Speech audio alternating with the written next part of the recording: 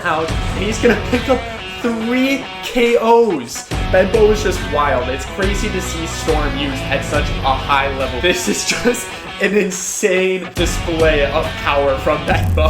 Oh my gosh.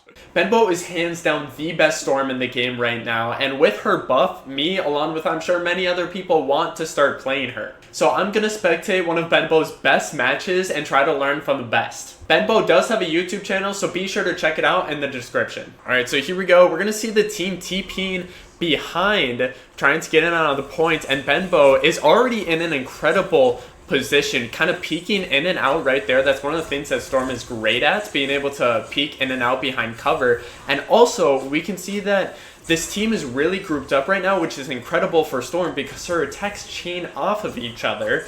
So she's going to get some extra damage in there while just, you know, trying to hit something like a tank, which is actually a really good target. But we're going to see the Psylocke trying to push up, and Benbow takes her out. And we also see the forgiveness with Benbow's attacks there, with the Storm Wind Whip, I think it's called. And this is great. We see Benbow's trying to take cover behind here and also get in a little bit of chip damage, try to take out some of their DPS, and they're going to take out the other Storm. So that's a hot start, and he's going to see that Dagger is on the ult, so he's going to immediately switch to try and go for someone else. And immediately pops the ult. I think people really underestimate Storm's ult. Like, it's so good, and often it can get people to bring out their support ult, which then your team, maybe your Punisher, can bring out their ult and just absolutely take out the other team. So it's so good and so underrated, and it actually just got buffed this season. On top of staying kind of behind that cover, the other thing that Benbow is doing is staying pretty close to the ground. The reason for that is Storm's aura is a sphere, so the higher up you go, the less coverage you have to hit your teammates or the enemies with your E ability. So it's really nice for Storm to stay pretty close to the ground, but you can get up a little bit higher and you'll still be able to get that coverage. And we see that Benbow here is just getting an insane amount of damage on all of these people, on the DPS, on the tanks. Like, he's killing it. This is wild. Alright, as we come back here, we see that one of the enemies switched to Hawkeye, probably to take out the Storm, because Benbow is just destroying their team. But Benbow is actually going to be able to counter this.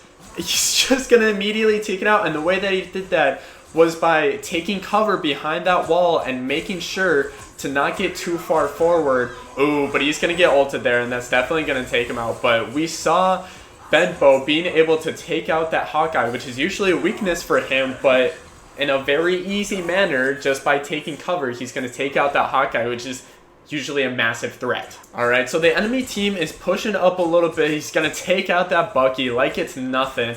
And I want to notice that he has his E available, but he's not just like popping it whenever he can. He could do it right now to try and get more damage, but he's going to wait until he gets closer to the enemy team, because if you guys can see, that little red marker means how many enemies are there. And for every 2 seconds that your E is active, you're going to shock every single enemy that contains there. So the more enemies you're surrounded by, the more damage that you're able to output. And we saw his ultimate go absolutely nuts there. There was like 5 people. That shock went off and it went up like 10% at least. It went off again and he already has his ult again. And that's such a important thing to notify and to think about as Storm, is to really play around your E and use it when you are nearest either your teammates or the enemy team, and not just for yourself. Alright, here we go. Benbow is getting back into it, but we see their enemy Storm is going to pop their ult, but he's going to pop his E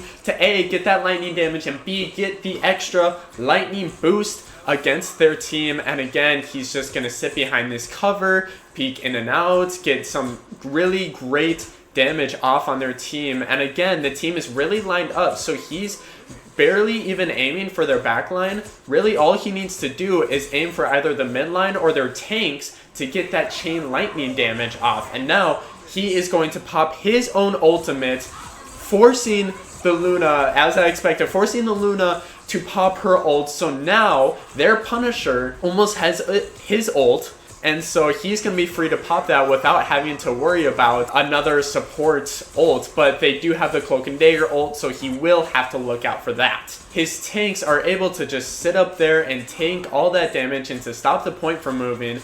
Benbow is just sitting in the back, keeping that coverage because of how vulnerable Storm is.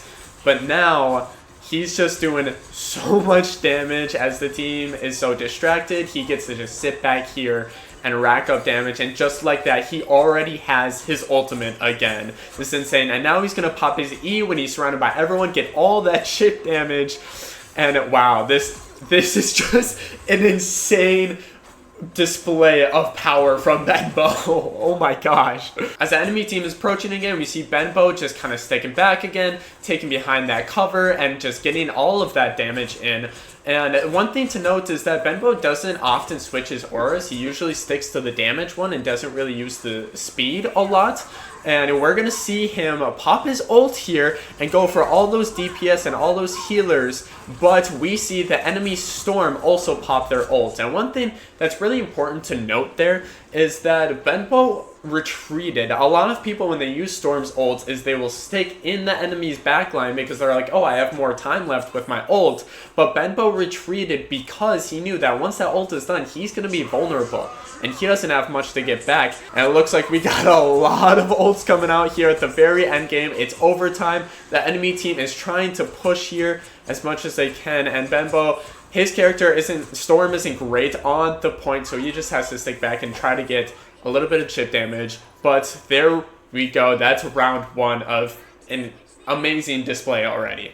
Alright, here we go. We got Benbow and his team on the points, trying to take it. Again, Storm is just in the back, getting chip damage, peeking in and out, just staying alive, which is honestly one of the best things that Storm can do. Just get damage and stay alive. It might not be the most exciting thing, but we do see the Strange push up here, and holy burst damage coming out from Benbow right there. Like, it's insane. I think it's something that people really underestimate about Storm is the amount of burst damage. If you pop her E, if you get a regular attack, if you're teamed up with a Thor and you get her C going, like, it's crazy. And now we see these people again just grouped up in the back, and so if you listen really closely, you can hear the hit markers hit twice because of that chain damage, which is so important.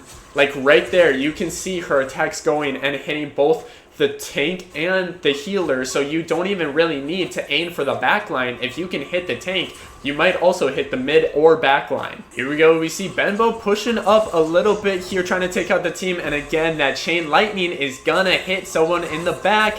And as he gets closer, he's going to pop that E. When he's closer to people, he can get that extra lightning damage in without even having to aim. All he has to do is just pop that E, and it's so good.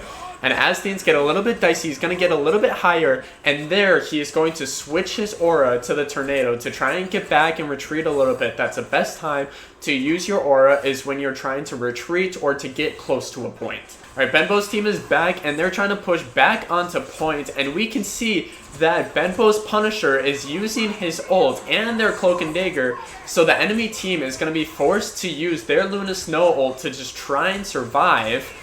And now Benbow's going to hide up there so he can safely pop his ult, get into the backline, wait for their Luna Snow to run out, and he's going to pick up 3 KOs with a single ult, and now he's in the backline. He's able to take out the Namor there. Wow, this is like, Benbow is just wild. It's crazy to see Storm used at such a high level when so many people think that she's such a bottom tier.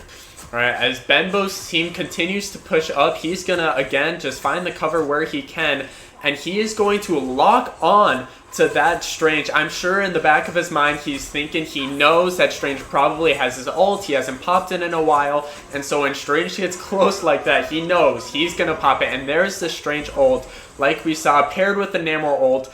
And I mean, if the healers are healing up Strange, there's not much you can do against that, but he still tried to delay it as long as he possibly could.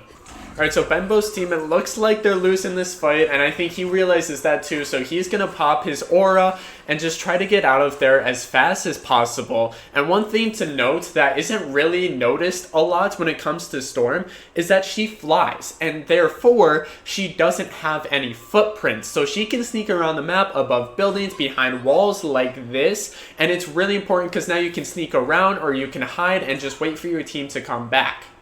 Coming back in for another fight, Benbo's team is again, he's sticking to the ground, he's trying to stick around that wall, and it looks like their Invisible Woman is going to pop her ult and Namor, so he's just trying to stay back, trying to stay alive for their team. Mantis pops her ult, Cloak and Dagger, there's ults all over the place, and he's going to sneak in to this little wall and get that little tiny peek thing, and he can't quite take out the Winter Soldier because the Invisible Woman's shield is there. He's just healing more than Benbo can get damage off. But now he's going to be getting all sorts of chip damage in there, and he's going to pop his ult. He sees all these DPS, all these low health people, and he's going to force that Luna Snow again to pop her ult, allowing his team to also get their ults off in the future.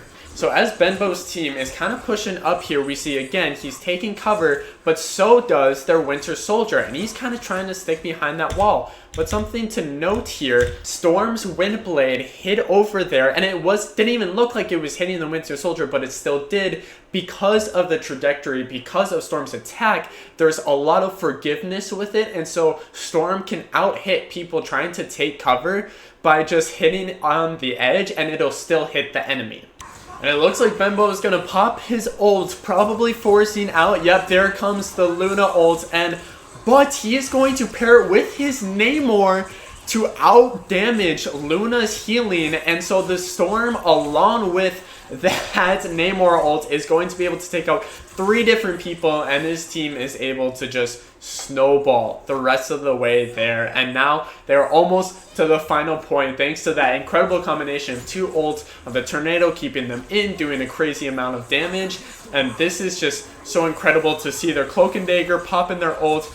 He again is just going to get so much chip damage sticking behind this thing, trying to take out some of the support so that his team can push up and out damage the rest of them. And now again, another ult. There's ults all over the place, but Benbo is going to keep continuing to push up, and he's going to wait. He's going to save his ult here to try and wait out that Invisible Woman ult, and he does. He's able to take out their Punisher, and now he can push up, take out another support, and take out the rest of the enemy team. Like, it's crazy. It's so much fun to see Storm played at such a high level. I say as she dies there, but you know what? That happens. It happens to all of us.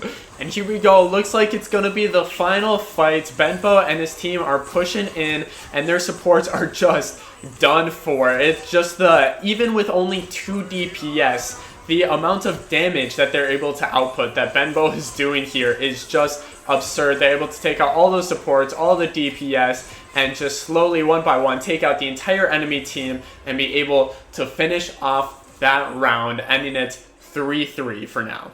Alright, as we get into these final 2 rounds, I just want to highlight some really cool things that I see. So again, Benbo is going to pop his ult and just try to take out those healers. And as he fights his Hawkeye, I really he retreats down to not take as much damage from that Hawkeye and let his E continue to do that lightning damage, and he's able to take out that Hawkeye in the end. He just utilizes that flying and his mobility so well with Storm without having such fast movements like characters like Iron Man do in the air. As we get into this final round, we see Benbo just trying to take out some DPS and support in the back, but as the Magneto comes up, Benbo just gets absolutely destroyed by the Magneto, and that really shows how vulnerable Storm can be and how important it is to really take that cover and to try and stay there as much as possible. But as the point is at such a crucial point, Benbo is going to switch to his speed and pop that E just so he can get there as fast as possible. He might not have his E when he shows up, but at least he'll get there way faster than he would just normally. So as he gets onto the point here, he is going to see that his teammate pops their ultimate, so now he is free to pop his E, get that extra lightning damage, push onto the point, and stay healed up, and just take out the entire team. There's almost 3. Yeah, we see 3 kills right there from Benbow. Maybe not absolute final hits, but man, he's just outputting so much damage, and it's so awesome to see. This is another such important thing that Benbow does that not many people implement into their game. So we see that the enemy Luna Snow pops her ult, and as he gets back here and tries to take out these DPS, he's going to pop his ult, but he's going to wait as long as possible to A, wait out the Luna Snow ultimate, and also B, wait out that Magneto shield. And so now that that shield is gone, he's able to take out both the Hawkeye and the Luna Snow. And it's just, what a performance coming out from Benbow. And now his team is going to be able to push up the card to that final amount. And now looking at the stats here, we see that Benbow got 64 eliminations with 58,000 damage. That is absolutely insane. That was such a fun game to watch, and if you guys want to see more content like this of me spectating top players and commenting through it, be sure to like and subscribe and leave comments down below. That's the best way that I know that you guys like these videos. And if you want to see more Storm content, please go check out Benbow's channel in the description. He's an incredible player, makes great YouTube videos. So thank you again for everyone watching. I'll see you in the next one.